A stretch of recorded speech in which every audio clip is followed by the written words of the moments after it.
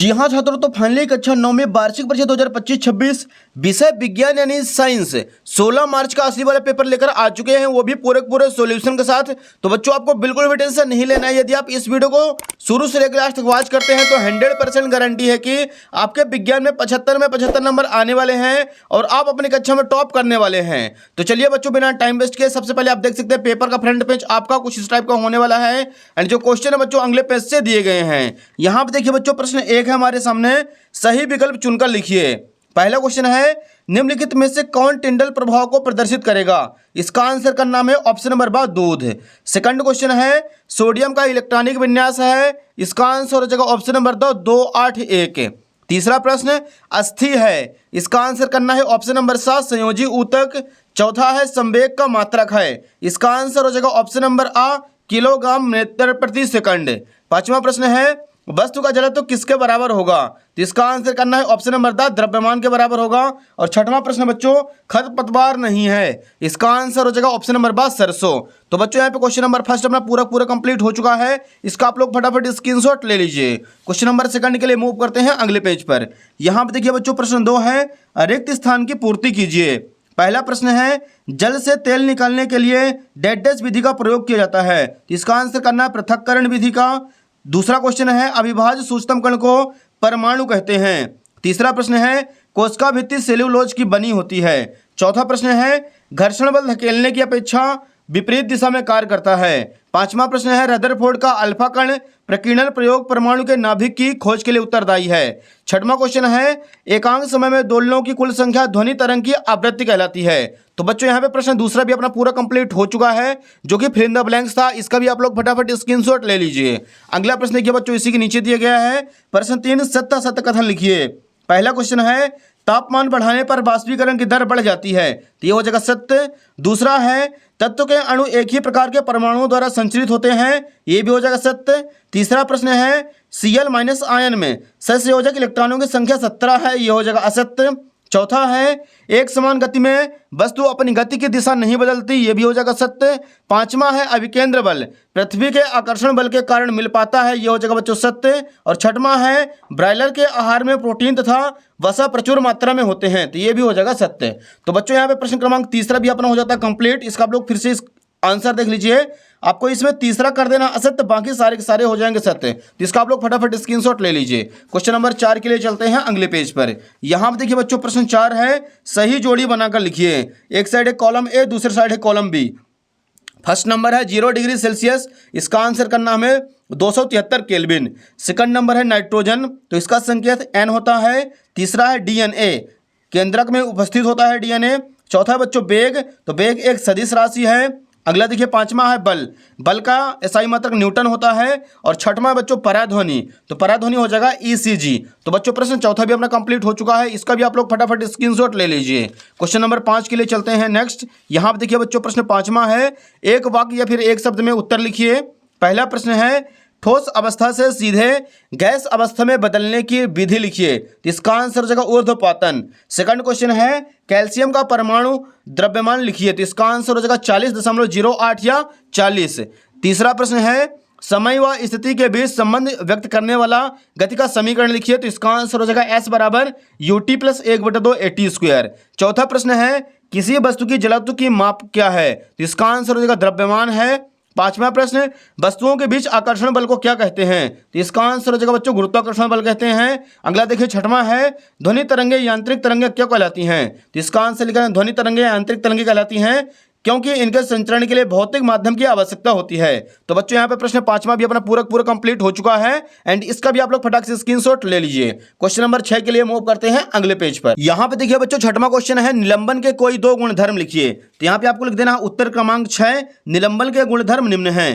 पहला हो जाएगा दृश्यता, कणों को आंखों से देखा जा सकता है। दूसरा लिखना है मिश्रण का प्रकार विषमांगी मिश्रण होता है। तो ये हो जाएगा बच्चों क्वेश्चन नंबर 6 अपना कंप्लीट। अगला देखिए 7वां नंबर है, विलयन की सांद्रता दर्शाने वाली कोई 2 विधि लिखिए। तो यहाँ पे लिखेंगे बच्चों उत्तर क्रमांक 7, विलयन की सांद्रता की 2 विधि निम्न है। पहला हो जाएगा द्रव्यमान प्रति बिलियन के द्रव्यमान प्रतिशत, विलेय का द्रव्यमान बटे बिलियन का द्रव्यमान गुणे 100, और दूसरा पॉइंट द्रव्यमान प्रति बिलियन का आयतन प्रतिशत बराबर विलेय का द्रव्यमान प्रतिशत बटे बिलियन का द्रव्यमान गुणे 100। तो ये हो जाएगा बच्चों उत्तर क्रमांक 7 भी अपना कंप्लीट। इसका भी आप लोग फटाक से स्क्रीनशॉट ले लीजिए। नेक्स्ट देखिए बच्चों, प्रश्न 8वां है, समस्थानिक के कोई दो अनुप्रयोग लिखिए। तो यहाँ पे बच्चों लिखेंगे उत्तर क्रमांक 8, समस्थानिक के दो अनुप्रयोग निम्न हैं। पहला हो जाएगा कैंसर के उपचार में कोबाल्ट के समस्थानिकों का उपयोग किया जाता है, और दूसरा पॉइंट घेंघा रोग के उपचार में आयोडीन के समस्थानिकों का उपयोग किया जाता है। तो ये हो जाएगा पहले बच्चों क्वेश्चन नंबर 8 भी अपना कंप्लीट। इसका भी आप लोग फटाक से स्क्रीनशॉट ले लीजिए। क्वेश्चन नंबर 9 के लिए मूव करते हैं अगले पेज पर। यहाँ पे देखिए पहले बच्चों प्रश्न 9वां है हमारे सामने, यदि तत्व का परमाणु क्रमांक 6 हो तो उस तत्व की संयोजकता क्या होगी तथा उस तत्व का नाम भी लिखिए। तो यहाँ पे आपको लिखना है उत्तर क्रमांक 9, यदि तत्व का परमाणु क्रमांक 6 है तो उस तत्व की संयोजकता 4 होगी और उस तत्व का नाम कार्बन होगा और उसका संकेत C होगा। क्वेश्चन नंबर 9 भी हो जाता अपना कंप्लीट। अगला देखिए प्रश्न 10वां है, न्यूरॉन का नामांकित चित्र बनाइए। तो ये आप लोगों से बनता ही होगा।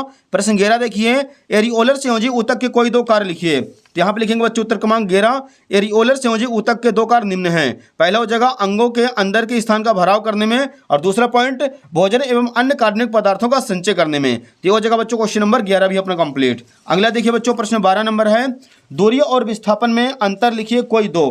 तो यहाँ पे बच्चों हमें लिखना है दूरी एक साइड और दूसरे साइड विस्थापन। पहला पॉइंट लिखेंगे दूरी एक अदिश राशि है, विस्थापन एक सदिश राशि है।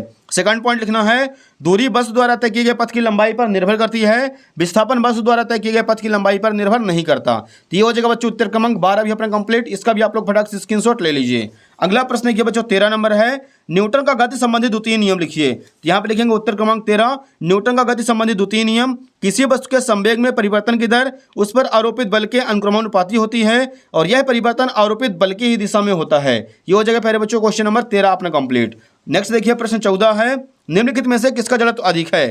पहला है एक रबर की गेंद अथवा उसी आकार का पत्थर, दूसरा है एक साइकिल अथवा रेलगाड़ी, तीसरा है 5 रुपए का सिक्का अथवा 1 रुपए का सिक्का, और चौथा है 1 किलोग्राम लोहे का टुकड़ा या 1 किलोग्राम लकड़ी का टुकड़ा। तो यहाँ पे बच्चों 14 नंबर का आंसर लिखना है आपको। पहले का लिख देना है पत्थर का, दूसरा हो जाएगा रेलगाड़ी का, तीसरे में लिखना है 5 रुपए के सिक्के का, चौथे में लिखना बच्चों दोनों का बराबर होगा। तो ये हो जाएगा क्वेश्चन नंबर 14 अपना कंप्लीट। नेक्स्ट देखिए बच्चों क्वेश्चन नंबर 15 के लिए मूव करते हैं अगले पेज पर। यहाँ पे देखिए बच्चों प्रश्न 15 है, आर्किमिडीज के सिद्धांत के कोई दो अनुप्रयोग लिखिए। यहाँ पे आपको लिख देना उत्तर क्रमांक 15, आर्किमिडीज के सिद्धांत के दो अनुप्रयोग निम्न हैं। पहला लिखना है जलयानों एवं पनडुब्बियों की डिजाइन बनाने में काम आता है, दूसरा दुग्धमापी जो दूध के किसी नमूने की शुद्धता की जांच करने के लिए प्रयोग किया जाता है। ये हो जाए क्वेश्चन नंबर 15 कंप्लीट। अगला देखिए बच्चों 16 नंबर है, क्या कारण है कि लोहे की एक छोटी सी कील पानी में डूब जाती है जबकि लोहे का ही बना जहाज पानी में नहीं डूबता है। तो यहाँ पे लिखेंगे उत्तर क्रमांक 16, लोहे की कील का घनत्व पानी से बहुत ज्यादा होता है इसलिए यह आसानी से डूब जाती है। जहाज द्वारा हटाए गए पानी का वजन उसके वजन के बराबर होता है इसलिए यह उस पर तैरती रहती है। ये हो जाएगा बच्चों क्वेश्चन नंबर 16 अपना कंप्लीट। अगला देखिए बच्चों प्रश्न 17 है, पादप कोशिका व जंतु कोशिका में कोई 3 अंतर लिखिए। तो यहाँ पे लिखेंगे बच्चों पादप कोशिका व जंतु कोशिका में अंतर। पहला पॉइंट लिखना है सेलुलोज की बनी कोशिका भित्ति पाई जाती है, कोशिका भित्ति नहीं पाई जाती है। सेकंड पॉइंट लिखेंगे हरित लवक पाए जाते हैं, इसमें हरित लवक नहीं पाए जाते हैं। तीसरा पॉइंट लिखेंगे बड़े आकार की रिक्तिकाएं पाई जाती हैं, रिक्तिकाएं नहीं होती अथवा बहुत छोटी छोटी पाई जाती हैं। तो ये हो जाएगा क्वेश्चन नंबर 17 भी अपना कंप्लीट। इसका भी आप लोग फटाक से स्क्रीनशॉट ले लीजिए। अगला प्रश्न देखिए बच्चों 18 नंबर दिया गया है, यदि कार का द्रव्यमान 1500 किलोग्राम है तो उसके वेग को 30 किलोमीटर प्रति घंटे से 60 किलोमीटर प्रति घंटे तक बढ़ाने में कितना कार्य करना पड़ेगा। 13 बच्चों उत्तर क्रमांक 18। m बराबर दिया है v और u आपको निकाल लेना है। यहाँ पे w बराबर फॉर्मूला लगा देंगे तो यहाँ पे राइट आंसर निकल के आएगा 15 63 75 जूल। ये हो जाएगा बच्चों क्वेश्चन नंबर 18 अपना कंप्लीट। नेक्स्ट देखिए बच्चों प्रश्न 19 है, मधु उत्पादन के लिए प्रयुक्त मधुमक्खी में कौन कौन से 3 वांछित गुण होने चाहिए। 13 बच्चों क्वेश्चन नंबर 19 का सॉल्यूशन। यहाँ पे लिखेंगे छत्ते में शहद को इकट्ठा करने की कुशल दक्षता होनी चाहिए, दूसरा पॉइंट अपने पशुओं से लड़ने की रक्षा समर्थ होनी चाहिए, तीसरा लिखना है रानी मधुमक्खी में अधिक से अधिक अंडा पैदा करने की क्षमता होनी चाहिए। ये हो जाएगा बच्चों क्वेश्चन नंबर 19 भी अपना कंप्लीट। इसका भी आप लोग फटाक से स्क्रीनशॉट ले लीजिए। अगला प्रश्न देखिए बच्चों 20 नंबर है, निम्नलिखित का सूत्र लिखिए। पहला दिया गया है सोडियम ऑक्साइड, दूसरा है एल्यूमिनियम ऑक्साइड, तीसरा है सोडियम सल्फाइड, चौथा है कैल्शियम कार्बोनेट। यहाँ पे लिखेंगे उत्तर क्रमांक 20। पहला सोडियम ऑक्साइड का फॉर्मूला होता है Na2O, दूसरा है एल्यूमिनियम ऑक्साइड, इसका फॉर्मूला Al2O3, तीसरा है सोडियम सल्फाइड Na2S और चौथा है कैल्शियम कार्बोनेट, इसका सूत्र होता है CaCO3। तो पहले बच्चों यहाँ पे क्वेश्चन नंबर 20 भी अपना कंप्लीट हो जाता है,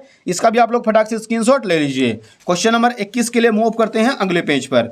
यहाँ पे देखिए प्रश्न 21 है, गति में परिवर्तन की दर को कैसे ज्ञात किया जाता है, इसे क्या कहते हैं, इसका मात्रक भी लिखिए। तो इसका आंसर लिखना बच्चों, गति में परिवर्तन की दर को त्वरण के द्वारा ज्ञात किया जाता है और इसका मात्रक मीटर प्रति सेकंड स्क्वायर होता है। अगला देखिए बच्चों, लास्ट क्वेश्चन नंबर 22 है, ध्वनि के बहुल परावर्तन के कोई 4 उपयोग लिखिए। तो यहाँ पे आपको लिखना है उत्तर क्रमांक 22, ध्वनि के बहुल परावर्तन के 4 उपयोग निम्न हैं। पहला पॉइंट लिखना है, पराध्वनि संसूचक एक ऐसा यंत्र है जो पराध्वनि तरंगों का उपयोग करके मानव शरीर के आंतरिक अंगों का प्रतिबिंब प्राप्त करने के काम में आता है।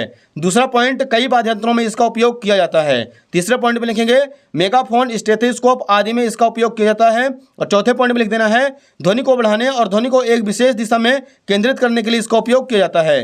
जो जगह बच्चों क्वेश्चन नंबर 22 अपना पूरा कंप्लीट, इसका भी आप लोग फटाफट स्क्रीनशॉट ले लीजिए। तो बच्चों यहाँ पे अपना पूरा का पूरा असली क्वेश्चन पेपर कंप्लीट हो चुका है। आप लोगों को फटाफट वीडियो को लाइक कर देना है, चैनल को सब्सक्राइब कर लेना है, क्योंकि बच्चों इसका सॉल्यूशन बनाने में बहुत ही ज़्यादा मेहनत लगती है और बहुत ज़्यादा बच्चों टाइम लगता है। तो आप लोगों से रिक्वेस्ट है कि आप लोग फटाफट वीडियो को लाइक कर दीजिए, चैनल को सब्सक्राइब कर लीजिए और वीडियो को ज़्यादा से ज़्यादा अपने दोस्तों के साथ शेयर कर दीजिए। आपको फटाफट अपने सभी दोस्तों के साथ वीडियो को शेयर कर देना है। धन्यवाद।